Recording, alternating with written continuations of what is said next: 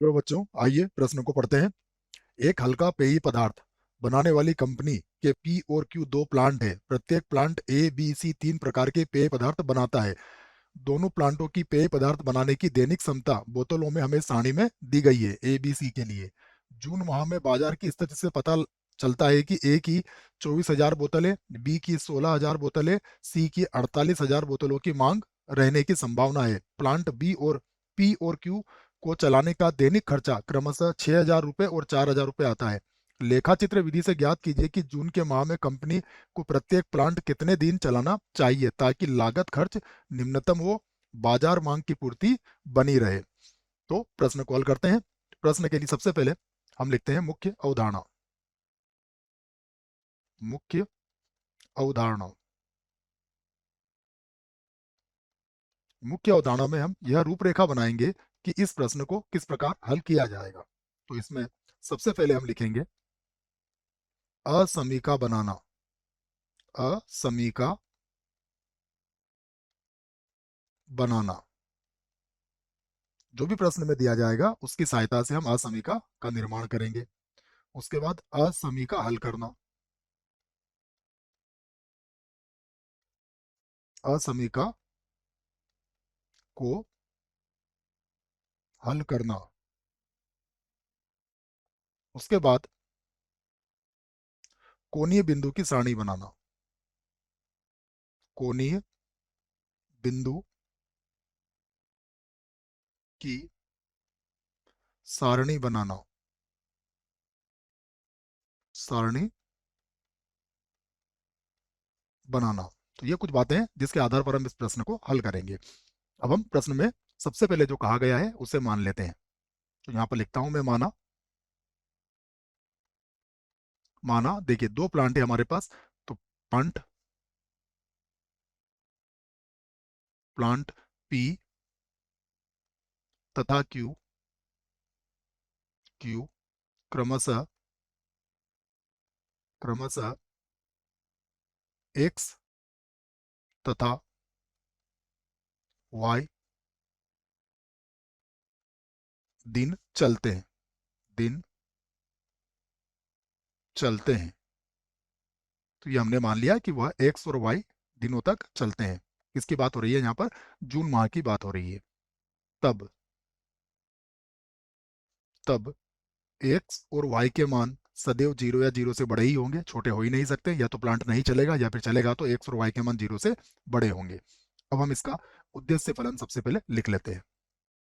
अब लिखते हैं उद्देश्य फलन जेड बराबर। जेड बराबर की बात करें तो देखिए हमें दैनिक खर्च कितना आ रहा है? 6,000 रुपये और 4,000 रुपये। तो 6,000 अगर एक दिन का खर्चा है तो एक्स दिनों का खर्चा 6,000 एक्स हो जाएगा। और एक दिन का खर्चा यदि 4,000 है तो क्यू के लिए ये 4,000 वाई हो जाएगा। तो ये हमारे पास हमारा उद्देश्य हो गया। जेड बराबर हो गया 6,000 एक्स प्लस 4,000 वाई। और हमें इसका निम्नतम मान निकालना है। निम्नतम, क्योंकि हम चाहते हैं खर्चा क्या हो? कम से कम हो। तो ये निम्नतम मान हो गया हमारे पास।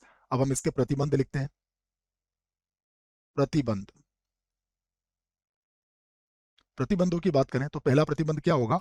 अगर हम सारणी को देखें तो सारणी में देखिए ए के लिए 3,000 हमारे पास दिया गया है। देखिए इसका जो दैनिक बोतलों में क्षमता है पी के लिए, ए के लिए 3,000 तो हमारे पास पी प्लांट में है और 1,000 इसमें है। और हमारे पास इन दोनों को मिला के बाजार की मांग कितनी है? ए के लिए, ए के लिए बाजार की मांग है 24,000 बोतलें। अर्थात पी और क्यू मिलके ए प्रकार की जो बोतलें बनाएंगे उन्हें कम से कम 24,000 बोतलें तो बनाना ही पड़ेगी। तो ये क्या बन जाएगा हमारा? ये हमारा प्रतिबंध हो जाएगा। इसको हम लिख लेंगे 3,000 एक्स और प्लस हो जाएगा 1,000 वाई। 1,000 वाई। तो अब ये बोतलों की संख्या हमें कम से कम कितनी चाहिए? कम से कम 24,000 चाहिए। उससे कम में काम नहीं चलेगा क्योंकि ये बाजार की मांग है। अब हम इसे हल कर लेते हैं। अगर 3 जीरो से 3 जीरो काट दी जाए तो ये हो जाएगा 3x प्लस वाई और यहाँ पर हो जाएगा 24। ये हमने पहला प्रतिबंध यहाँ पर तैयार कर लिया। उसके बाद देखिए दूसरे प्रतिबंध को भी हम लिख लेते हैं। दूसरा प्रतिबंध क्या बनेगा? अगर हम नीचे की सारणी देखें तो दोनों के लिए 1,000 1,000 दिया गया है। अर्थात 1,000 एक्स 1,000 वाई और बी प्रकार की बोतलों की मांग कितनी दी हुई है हमें? 16,000। तो ये 16,000 कम से कम हमें चाहिए, अर्थात 16,000 से ज़्यादा होना चाहिए या उसके बराबर होना चाहिए, उससे कम से काम नहीं चलेगा। तो ये हो जाएगा एक्स प्लस वाई और यहाँ पर हो जाएगा 16। उसके बाद एक और प्रतिबंध दिया है, हम उसे भी लिख लेते हैं। अगर सारणी की बात करें तो उसमें लिखा है 2,000 और 6,000। तो 2,000 एक्स प्लस हो जाएगा 6,000 वाई। और सी बोतल की कितनी मांग है देख लीजिए, ये 2,000 6,000 तो हमने लिख लिया, और इसके लिए हमें कितनी चाहिए? 48,000 बोतलें कम से कम चाहिए। तो यहाँ पर आ जाएगा इसका मान कम से कम 48,000 होना चाहिए, अर्थात 48,000 या उससे ज़्यादा। यहाँ पर भी हम 3 जीरो से 3 जीरो काट देंगे और 2 से भी भाग लगा देंगे। तो ये हो जाएगा एक्स प्लस ये बन जाएगा 3 वाई, और उसके बाद बड़ा होगा या बराबर होगा किसके? 24 के। और उसके बाद एक और जो प्रतिबंध बनेगा वो हम कह सकते हैं कि एक्स और वाई दोनों ही क्या होंगे? शून्य से बड़े होंगे। तो ये हमने कुछ प्रतिबंध यहाँ पर तैयार कर लिए हैं प्रश्न के हिसाब से। अब हम एक एक प्रतिबंध को आसानी से हल करेंगे। सबसे पहले मैं पहले प्रतिबंध को हल करने वाला हूँ। तो पहला प्रतिबंध जो है वो हमारे पास है 3x प्लस वाई और बड़ा या बराबर है 24 के। सबसे पहले हम इसके संगत समीकरण बनाएंगे। तो इसके संगत समीकरण बनेगी 3x प्लस वाई और बराबर कितना हो जाएगा? 24। इसे मैं समीकरण 1 बना दूंगा। अब हम इस पर बिंदु लेंगे। तो इस पर ले लेते हैं हम बिंदु। कम से कम 2 बिंदु हमें लेना पड़ेंगे। यदि हमने x का मान 0 लिया देखिए, तो y का मान कितना आएगा? 24। तथा यदि y का मान 0 लिया तो x का मान आ जाएगा 3 के पाड़े से 8 बार कट जाएगा ये, 3 8 24, तो ये 8 हो जाएगा। यहाँ पर लिख देंगे हम 8, 0। ये समझ में आ गया होगा आपके। उसके बाद ये मूल बिंदु को संतुष्ट नहीं करेगी, ये भी लिख देते हैं। 0 0 को संतुष्ट नहीं करती है, नहीं करती है। ये हमने यहाँ पर लिख लिया है। उसके बाद अब हम दूसरी जो असमीका थी उसको यहाँ हल कर लेते हैं। मैं दूसरी असमीका यहाँ से लिख देता हूँ। दूसरी असमीका हमारी क्या बनी है? ये बनी है एक्स प्लस वाई बड़ा या बराबर है 16 के। इसके संगत समीकरण बनाएंगे। तो एक्स प्लस वाई बराबर कितना हो जाएगा? 16। इसे मैं समीकरण 2 बनाता हूँ और इस पर भी बिंदु ले लेता हूँ। इस पर जब बिंदु लेंगे, यदि हमने x का मान 0 रखा तो y का मान 16 आएगा, तथा यदि y का मान 0 रखा तो x का मान 16 आएगा। उसके बाद ये मूल बिंदु 0 0 को संतुष्ट नहीं करती है, नहीं करती है। तीसरी असमीका लिख लेते हैं जैसा कि प्रश्न में कहा गया है। तीसरी असमीका में हमारे पास आया है x प्लस 3y और बड़ा या बराबर है किसके? 24 के। इसके संगत भी समीकरण बनाएंगे। तो समीकरण बनेगी x प्लस 3y और बराबर कितना हो जाएगा? 24। इसे लिखेंगे हम समीकरण 3। और इस पर भी पहले बिंदु ले लेते हैं। तो इस पर बिंदु की बात करें तो पहला बिंदु क्या आ जाएगा? यदि हमने x का मान 0 रखा तो y का मान कितना आ जाएगा? 3 का बड़ा 8 बार बोलिए, तो ये 0, 8 हो जाएगा। तथा अगला, यदि हमने y का मान 0 रखा तो x का मान 24 हो जाएगा। तो x का मान यदि 24 है तो y का मान कितना है? 0 है। और ये भी मूल बिंदु 0 0 को संतुष्ट नहीं करती है, नहीं करती है। उसके बाद जो चौथा अवरोध है उसे भी हम लिख लेते हैं। यहाँ पर चौथा अवरोध या प्रतिबंध क्या है? एक्स और वाई दोनों ही 0 से बड़े हैं। इसका अर्थ क्या होता है कि प्रथम चतुर्थांश में हमारा उत्तर होना चाहिए, चतुर्थांश।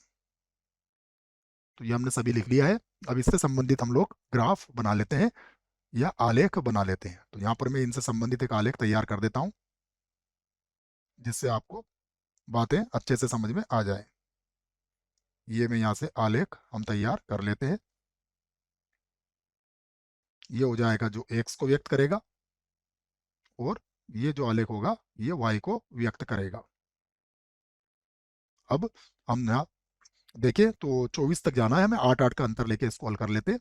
तो यहाँ पर मैं ले लेता हूँ 8, यहाँ हो जाएगा 16 और यहाँ पर हो जाएगा 24।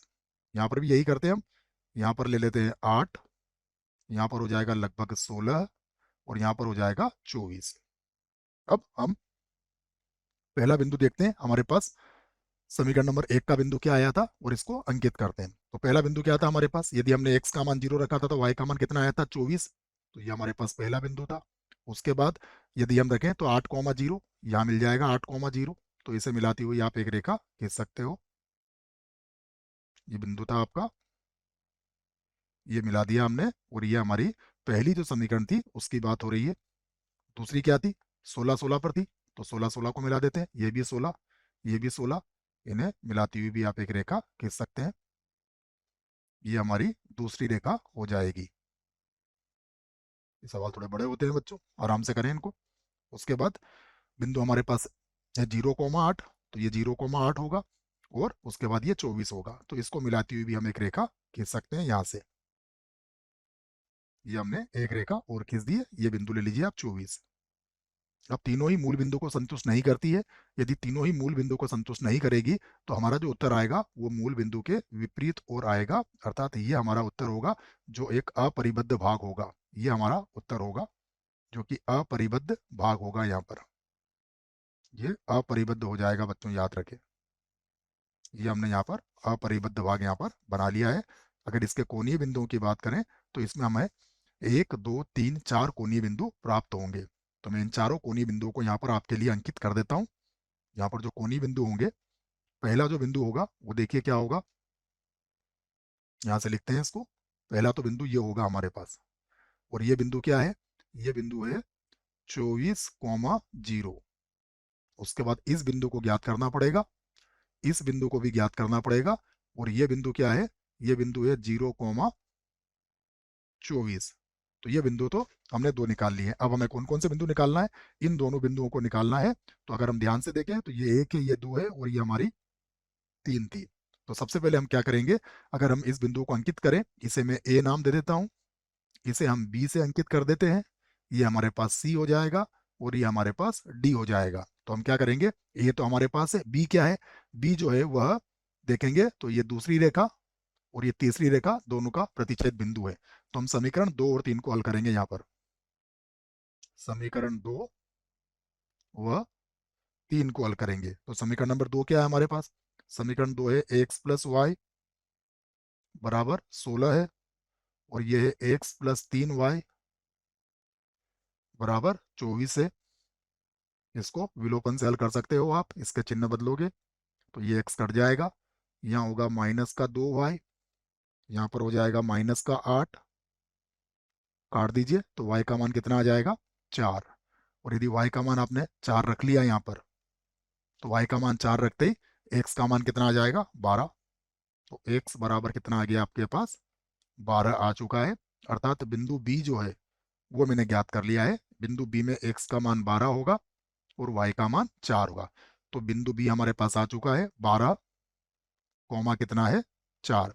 अब बिंदु सी की बात करें तो बिंदु सी क्या है, ये हमारी समीकरण नंबर 1 और समीकरण नंबर 2 का प्रतिच्छेद बिंदु है। तो 1 और 2 का प्रतिच्छेद बिंदु मैं यहाँ पर निकाल देता हूँ। समीकरण 1 व 2 से समीकरण नंबर 1 की बात करें तो ये कितनी थी, ये थी 3x प्लस वाई बराबर कितना था 24। समीकरण नंबर 2 में क्या है, x प्लस वाई बराबर कितना है 16। इसको भी हम विलोपन विधि से हल कर लेते हैं, तो घटा देते हैं तो ये y कट जाएगा, यहाँ होगा 2x बराबर, देखिए 24 में से 16 जाएंगे तो 8 बचेगा। तो इस स्थिति में x का मान कितना आ जाएगा, देखिए यहीं से लिख लेते हैं, x का मान हो जाएगा हमारे पास 4, और यदि x का मान 4 रखा तो y का मान कितना मिल जाएगा हमें 12। तो एक बिंदु c हमने और प्राप्त कर लिया है। बिंदु c यहीं लिख देता हूं मैं, बिंदु c के निर्देशांक क्या हो गए 4,12 हमें प्राप्त हुए हैं। इसको भी हम यहाँ पर लिख लेते हैं, ये जो बिंदु c है ये कितना आया है 4,12 हमें प्राप्त हो चुका है। अब हम इनकी कोणीय बिंदुओं की सारणी बना सकते हैं। तो मैं यहाँ से बना लेता हूँ, अब कोणीय बिंदु लिख देता हूँ यहाँ पर, कोणीय बिंदु कोणीय बिंदु, और कोणीय बिंदु के बाद यहाँ पर आ जाएगा जेड का मान। जेड का मान कितना आया हमारे पास, हमने पहले इसको लिख रखा है, ये 6000x और प्लस 4000y। अब हमने जो कोणीय बिंदु निकाले हैं, उन कोणीय बिंदुओं की सहायता से हम इसको आगे बढ़ा सकते हैं। पहला बिंदु हमारे पास ए है, बिंदु ए कितना है हमारे पास, ये है 24,0, तो ये हो जाएगा 24 और कॉमा हो जाएगा 0। उसके बाद बिंदु बी को देखते हैं, बिंदु बी हमारे पास है 12,4, तो ये हो जाएगा 12 और कॉमा में कितना है 4। बिंदु सी को देखते हैं, तो ये कितना था, 4,12 था।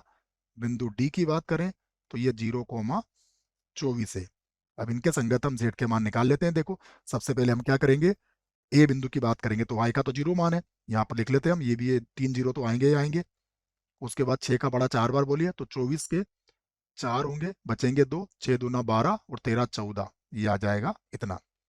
उसके बाद 12,4 की बात करिए, तो 12,4 के लिए क्या हो जाएगा, ये अगर जोड़ेंगे तो ये आ जाएगा, दोनों को जोड़ लीजिए आप, ये आपका 88,000 हो जाएगा। 4,12 को देख लेते हैं, तो ये आ जाएगा 72,000।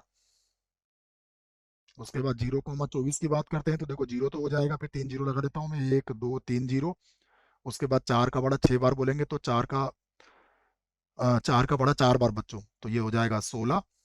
उसके बाद 4 दूना 8 और 1 हो जाएगा 9, तो ये हमारे पास इतना आ जाएगा। इसमें से देखिए सबसे निम्नतम मान किस पर आ रहा है हमारा, सबसे निम्नतम मान यहाँ पर है, यह है निम्नतम, निम्नतम। तो निम्नतम मान हमारे पास कितना आया है, ये 72,000 आया है। इसका मतलब क्या हुआ, इस बात को हम यहाँ पर लिख लेते हैं कि अतः अतः निम्नतम, या फिर इस प्रकार से, 1 मिनट इसको मिटा देता हूँ बच्चों, मैं फिर से लिख लेता हूँ। यहाँ से हम लिखेंगे अतः जो हमारा निम्नतम खर्च है, निम्न निम्नतम खर्च कितना है, 72,000 रुपये के लिए जो पी प्लांट है उसे हमें 4 दिन चलाना होगा, के लिए प्लांट पी तथा क्यू को क्रमशः क्रमशः 4 तथा 12 दिन चलाना होगा, चलाना होगा। यही हमारे प्रश्न का उत्तर है। आशा करता हूं आपको इस प्रश्न का उत्तर समझ में आया होगा। धन्यवाद।